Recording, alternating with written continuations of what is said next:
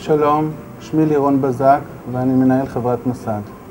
לפני למעלה מ-17 שנים הוקמה חברת מסד.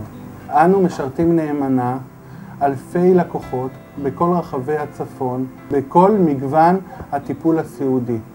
חוק סיעוד של המוסד לביטוח לאומי, עזרה לניצולי שואה באמצעות הקרן לרווחת ניצולי שואה, עזרה מטעם משרד הרווחה, שירותי חונכות לנכי משרד הביטחון, עובדים זרים, הכוונה ומידע למטופל ולבני משפחתו על זכויותיו, שמירות פרטיות בבית ובבתי חולים, מתן שירותי טיפול וליווי לכל קופות החולים.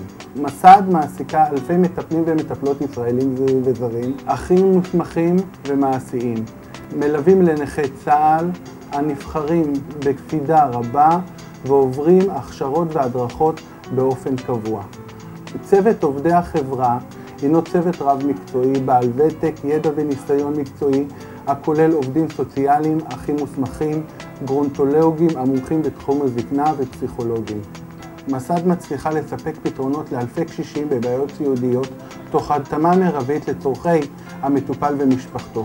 הקשיש והשירות הם לב הפעילות שלנו, אנו נשמח לעמוד לשירותכם.